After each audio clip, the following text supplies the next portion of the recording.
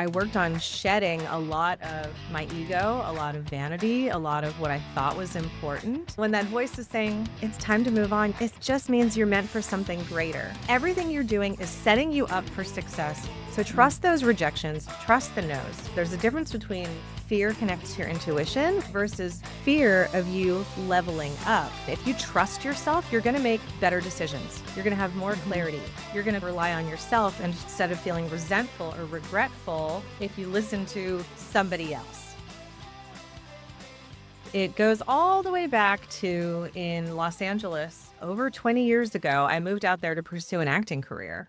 And I started booking. I got my Screen Actors Guild card. And other actors were asking me, how did you get all this done so quickly? How did you book? How do you work? How do you have an agent? How do you have a man? Like, how did you do it so quickly? I'm like, oh, why don't I teach other people? So I actually started a coaching business called The Actor Coach. I was really proud of myself. I made this logo with an old stagecoach on it and whatnot. I'm like, I'm going to help actors like break into the business as much as I can. I'm not telling them how to win an Oscar to get super famous, but if you just moved here and you just need some help. So I did that. And clearly I love coaching. I love guiding. And even way back when, some of you can relate, in middle school, high school, I was a peer counselor. So I had signed up and went through programs and training to be able to support other students who wanted to talk about things privately with a peer as opposed to a guidance counselor or another adult, so to speak. So it's just always been in my blood. I went to college for psychology, didn't finish that degree, but definitely brought those skills forward into this entrepreneur journey. And when I set out to be quote unquote a movie star, I didn't realize I was being an entrepreneur. And I hadn't thought about that so much for creatives, people who are actors or writers. I think of it more as artists. My mother was an artist in the physical sense. She drew, she painted, she created. So there's so much that I love and respect and I help others with in regards to creative expression through entrepreneurship as well. Long story, slightly longer. I went through a breast cancer journey in 2005 and that took me off camera. My hair fell out. I was going through all these treatments, but I still wanted to work and I still wanted to, of course, express myself creatively. I got into voiceover at the time, which I think was a nice skill that I built for being a podcaster. And also I got into video production. So you might be thinking, how does video production have anything to do now with being a coach and an intuitive business coach? Well, in doing video production, I wound up in the educational space, which I didn't set out to do because it didn't sound very glamorous. Again, didn't sound very Hollywood. But in going through a cancer journey, I worked on shedding a lot of my ego, a lot of vanity, a lot of what I thought was important, and truly rooting into, I want to be helpful, I want to play, I want to have fun, but I'm also here to be in service. And that brings so much joy to my life and into my heart. So getting into the educational space, long story, almost done. 2020 happened and everybody went remote. I happened to be one of the few people who knew how to do full-on remote production. So Hollywood called again. Hey, we need you. We're doing television. We're doing live streams to raise money for all these things for COVID and different very important causes. And at that point, I was like, I feel done. You know that feeling when you're like, I just want to do this other thing, but my old career keeps pulling me back, calling me back. Ironic because it was a career that I built that I had dreamed about at one point. So a little lesson there is just because you've built it, you've dreamed about it, and you've dedicated your life to it, especially if anyone listening or watching has just graduated from college with a degree. You worked so hard for this and you're like, but I'm really passionate about this other thing that may seem like it has nothing to do with my degree. You're going to hear a lot in our conversation today that the dots do connect. That's why I pointed out the voiceover thing. So I launched the Brilliance Method at the end of 2020, really full on in 2021. And because I had so much educational background and produced so many courses for incredible universities, I started helping other people create their courses. And I created many courses of my own. I had no idea that I walked into a booming industry of course creation. I was so naive to that because I had been in it on the production side and in the academia side. And I was like, oh my gosh, I have this incredible skill that other people need and want. Here I am, all the dots connecting. I get to produce, I get to be on camera, I get to coach, I get to guide, I get to help, I get to use my voice. And then let's create a podcast. So in all of this, I wound up developing a coaching program for my clients to come and work with me every week. And I still see some clients one-on-one, but that's really it. There's so much in there, as you know, but who knew, right? Wow. I moved to LA to be an actor, and here we are. I love that's kind of how most entrepreneurs engage in life, right? Like it's never that set path. We've had this conversation many a time here on the podcast where the thing that you think you want is really just your starting point. And I think there's a lot of fear with letting go of that. I know that there's people in my life who certainly feel lost without the direction of, but this was the thing. And it can get you so far. And there is something that has to happen to releasing and trusting the process and just surrendering to where that's actually guiding you. I think we have that tendency to just want to dig our heels in and control and stay on the course.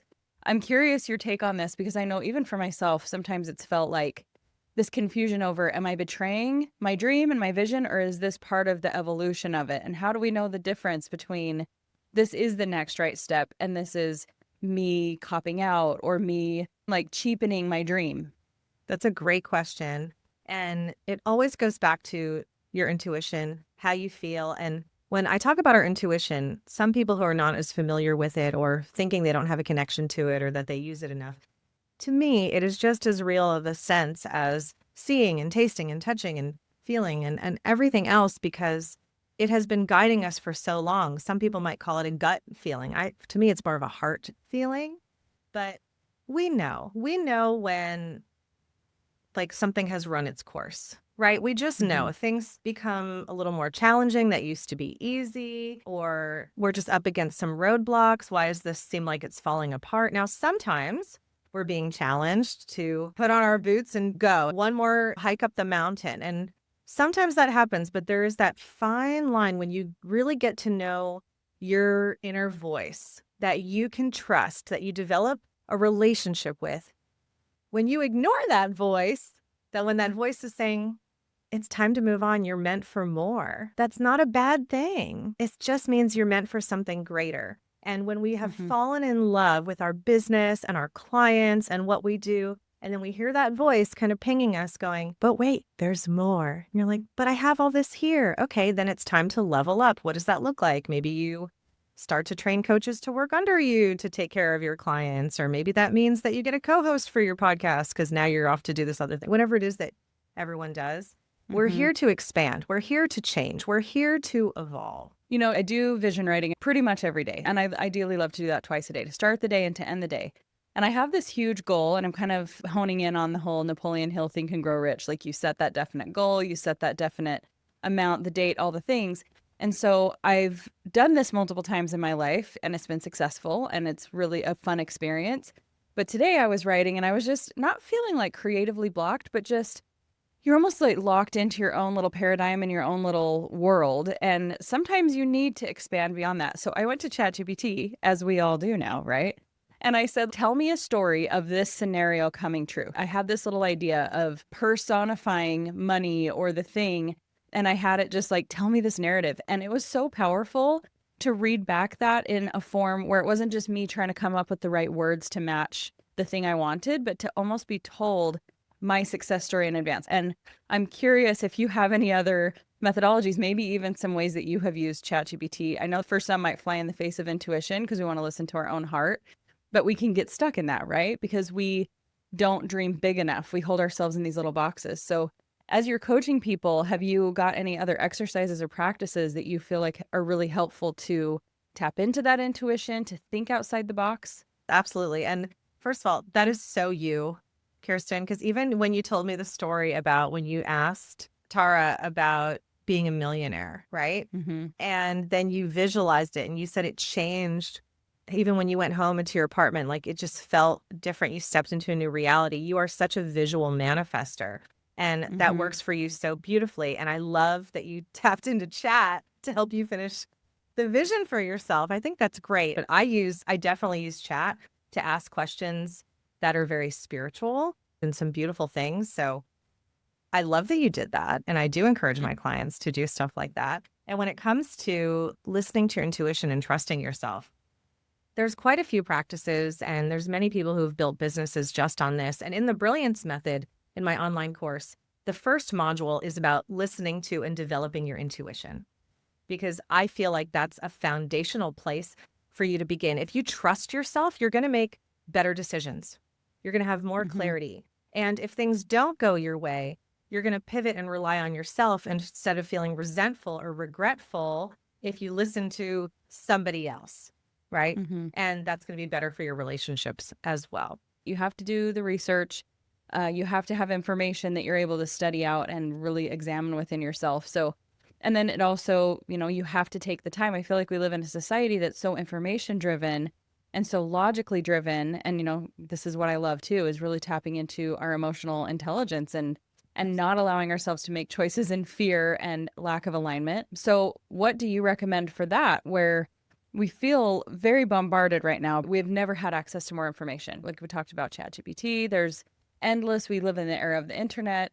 It's crazy what we have access to. So when you're guiding people and they get stuck in that analytical space, how do you help people make those choices in their business from that place where they're using information, but they're also using intuition? Yeah, that's the beautiful balance right there. Information and intuition. That's empowerment, because then you know exactly what you want to do. Maybe you've been offered a strategy, or you've learned something, or you've spent a lot of time on YouTube or TikTok or whatever it is. You're like, but it's working for other people. Will it work for me? So there's that little moment, like you said earlier, where you feel that fear, like you're going on stage, there's a fear, but there's a difference between fear connected to your intuition, where it is out of alignment or it's unsafe, versus fear of you leveling up and shining and doing something that's all you. And I believe when we are in alignment, everything lines up. And alignment is not a line. It's like this, it's a circle. And if you liken it to the idea that sometimes we want to do something that isn't always fun, or it might be quote unquote hard work, but it's in alignment, then you do it. I'm not that girl that says, don't ever do anything hard and you have to love every day and everything that you do every day. That's a little sunshine and rainbows for me, even though I love my life and I try to only do what I love to do. But if you look at it like doing the dishes, I don't really know that many people that are like, oh my gosh, I get to do the dishes. I'm so excited. Like, yes, we want to be grateful that we have dishes and we have running water and we have food. But the reason you want to do the dishes is because you want clean dishes and you don't want bugs, right? You don't want insects in your house or mold or anything like that. So you're motivated to do it. It's in alignment with your dream, even though it's not fun, it's a little time consuming. You might rather be doing something else. So when you know, okay, I'm meant for something greater, or there's something going on in my life or my business, and it's time to release that thing, whether it's a coach or a colleague or someone who works for you, or maybe you're done with a program, you're ready to go into another program, whatever that might be. If it feels icky, there could be a few things going on. One, you might be a very loyal person and nobody's asking you to be disloyal, but you have to always be loyal to yourself, to your own message, to your own truth. And when you are loyal, and then you're not being loyal to yourself, you're not practicing self-compassion, self-kindness, you're not putting yourself first. You think, well, I'm being generous maybe, or I'm not being selfish. There's more to do here. If you've got a bill to finish paying with your coach, finish paying the bill, finish the program. But when it's time to pivot, it's time to pivot. We've gone through, I think, a cultural shift, a societal shift, where this anti-hustle culture, right? And this anti-grind. And I think it's really tricky, especially for me as a woman sometimes, to be like, well, okay, so I'm not supposed to push too hard. And you're always towing this line where you want to stay in alignment. And I love that you described it's not a line. I think we try to picture ourselves, even when I picture alignment, I think of like a ballerina trying to stay in a perfect line, like it is such a balancing act and there's such a perfection there. And I think we're striving for perfect alignment. And that comes sometimes at the sacrifice of doing the work and feeling like, oh, well, if it's harder than it was supposed to be because so-and-so guru said that this strategy is going to make my business so much easier, but it's not easier, it's harder. So I must be out of alignment, right? And so I think that in some ways that has been taken out of context and made us feel like alignment is always supposed to feel good in the way that it's not supposed to be hard. It's always supposed to be easy and flowy. And in some ways it is when you're doing the right thing, but it doesn't mean that every task is supposed to be easy breezy, right? And so I love that you brought that up, that it doesn't excuse us from putting in the work and putting forth the effort. The dishes is a great analogy. We still need to do the thing. The difference, I think, comes in where you are enjoying the thing more because you have a greater vision and you see that it's working towards something. It's not just a reactive state. I think that's the huge shift that we have to make is this proactively moving me towards the thing that I'm in alignment with? Or is this a reaction because I'm still trying to figure that out and it feels like I'm a victim of my own dreams or life circumstances and things like that. So That's a huge differentiation to make for people, is this doesn't excuse us from the work. This actually helps us make sure that the work we're doing is the correct work. That's right. Yeah. And that leans right into the emotional intelligence of, am I going to have a tantrum about this? Or am I going to take responsibility and go, I brought myself here. Yeah. I made the choices to bring myself here, and I did the best I could with what I had. And Yeah. even if I wished I had done something different, that's okay. Right. I think there's a tendency to do that as you're building something. When it goes back to what I said, if it's not just falling right into place and it's not super easy, we're not saying it should just be easy and nothing's challenging anymore, but it should drive you forward. That gut instinct should be a little bit different when you're flowing into it. Even if it's challenging, even if there's obstacles and there's a lot of work to do, it should feel different than just completely having that, floating state where you're like, what am I doing?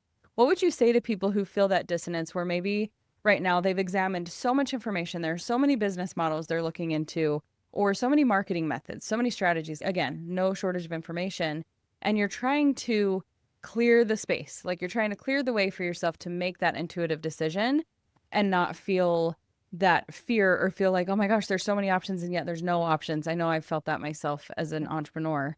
What do you suggest when people are kind of facing that moment?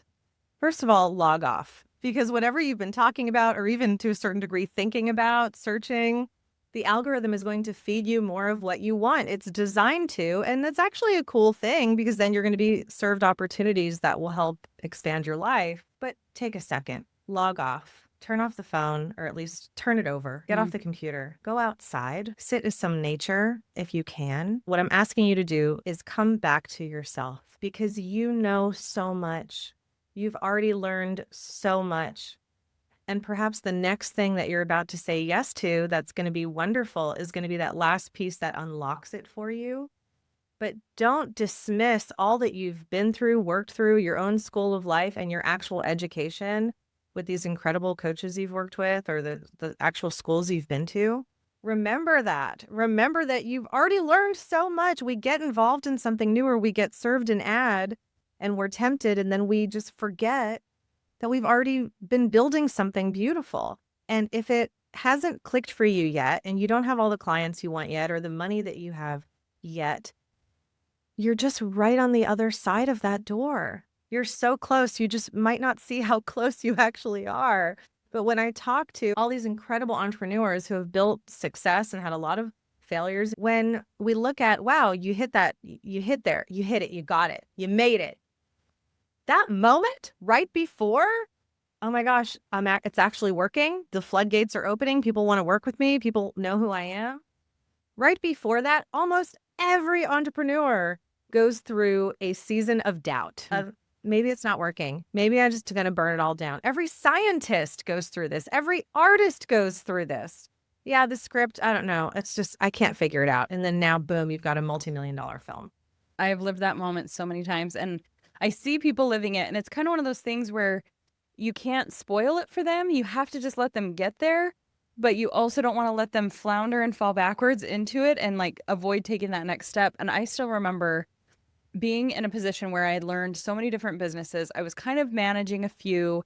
They were working, but nothing felt right. And I'm watching somebody that I love in my life right now experience the same thing, where it's like none of these feel like the right path, but there's no other option. And I'm not saying like there's no other option, just it's not here. I know it's not here. I'll recognize it when I see it. And I was totally there where I was like, you know what? I'm just going to go back to being a full-time stay-at-home mom. None of these things really light me up. It just doesn't feel right. And then it was like a month later that the thing appeared, and it literally hadn't existed yet. So I was ready for the opportunity, but the opportunity wasn't ready for me yet. And it was that holding on. And then it was seriously just like, boom. It was that overnight success that takes years to get to. And I think there is a difference between just spinning your wheels and preventing yourself from going there, right? I think we can get addicted to that cycle of struggle, and which sounds ludicrous. People would be like, why would I want to struggle? Because it's comfortable, it's familiar. You have something that you can come home to, and it's just easier in some ways. It's easier to stay on that struggle bus. So I think we have to be aware of the fact that we can keep ourselves in that place where we never have the breakthrough. But there does come a point where you're tired of your own stuff and you're tired of your own stories, and you just have to stay the course. You have to trust the timeline that it's going to turn into the thing, or something that doesn't exist yet that's going to show up in your path. Right. And we don't realize that there's so much that we can't imagine yet of the opportunities that could come through. And I really do believe that everyone we're supposed to connect with that we haven't yet, that's going to help us in our life and in our business, they're like one person away.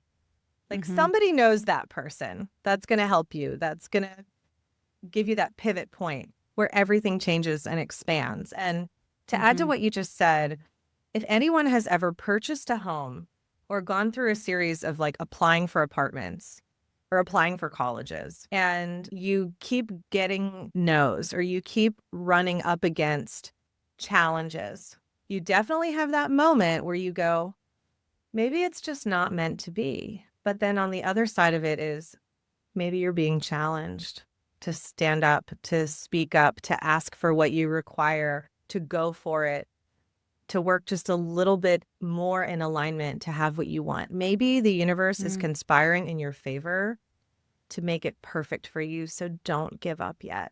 Which one is it? Not meant to be, let it go, right? If it's meant to be, it'll come back. Or is it, no, go all in. And the only way to know the difference is to listen to yourself. That's the intuitive knowing. Yeah. What do you do if you've done that or you feel like you've done that? You've trusted your intuition.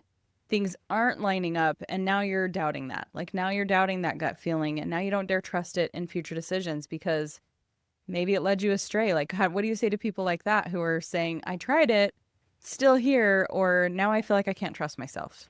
Yeah, that's a great question. So first of all, if your intuition is telling you, no, go for it. This is meant to be for you. This is your dream. Like keep going, and it's not working out, not working out.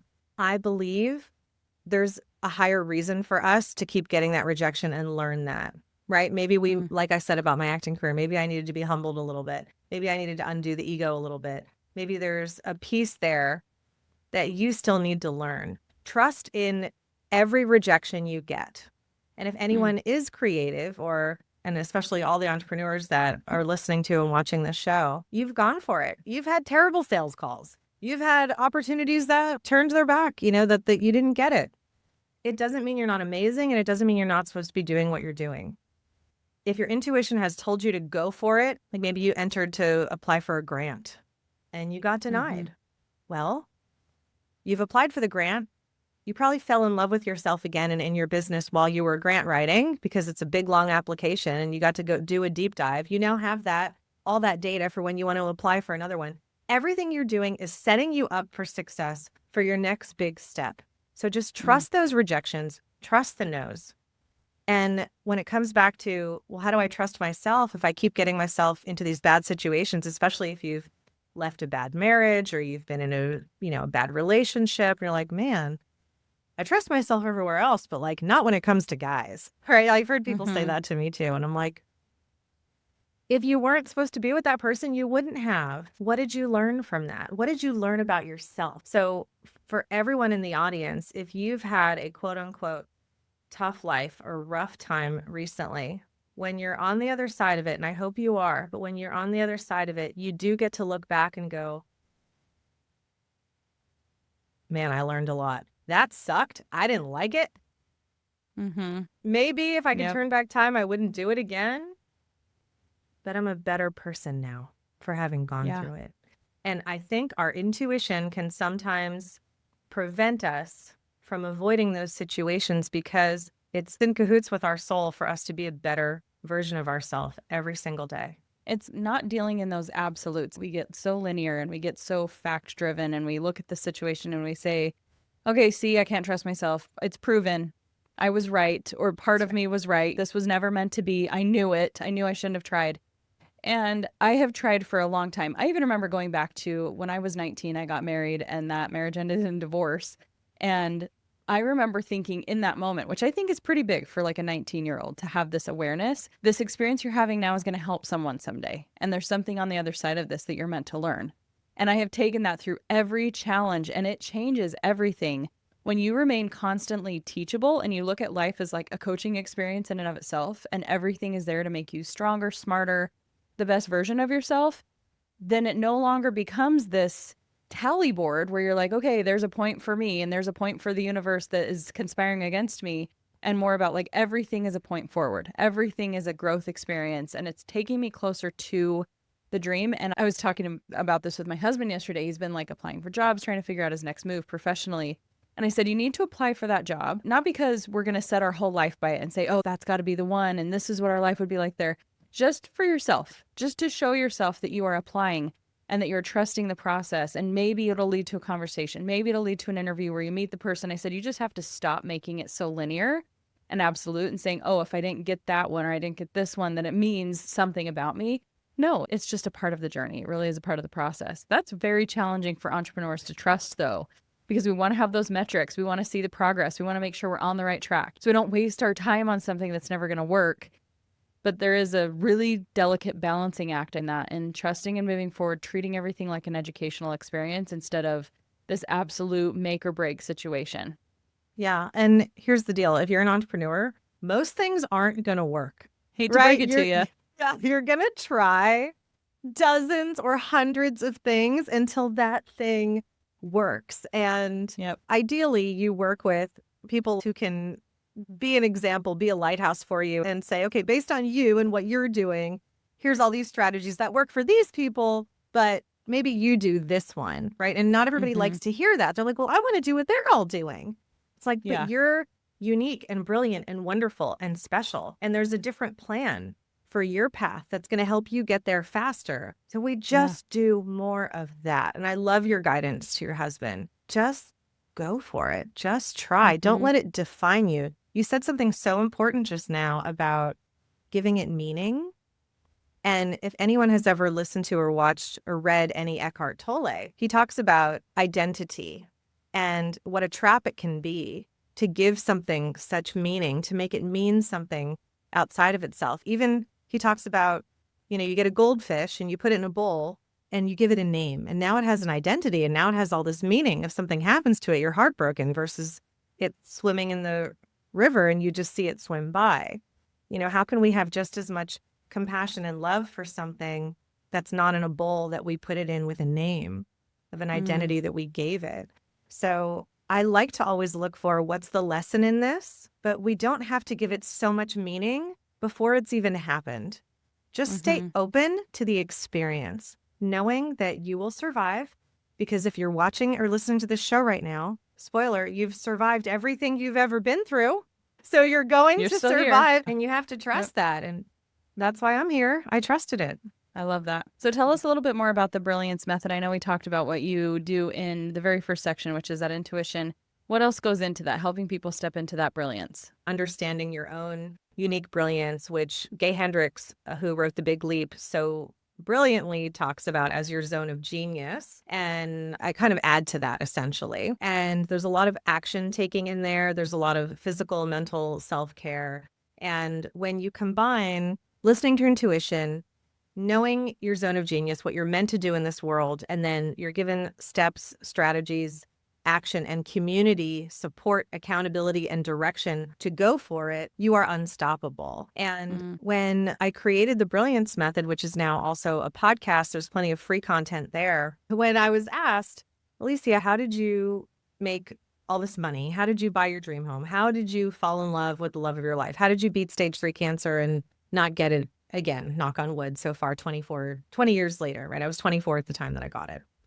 And I had to think about that. That was a big question, right? How did I? I feel like I won the lottery. It doesn't mean I don't have challenges and life isn't hard sometimes. And I definitely still have some debt that I'm working through, even though I make a lot of money. We have our stuff, right? And so I'm like, okay, not only do I need to think about and break it down for myself so that I can work through those next pieces for me, but how can I help others? So I literally used the skills that I learned and was taught in course creation through working for, Vanderbilt and USC and Pepperdine, all these big universities. I wrote out every single step to how I created my life, how I healed, how I grew, how I trusted myself. And then I put them in a learnable format in an order that is digestible and makes sense and is simple and is easy. And then I filmed myself talking about it and teaching about it. And I had plenty of guest lecturers to come in, because that's another piece.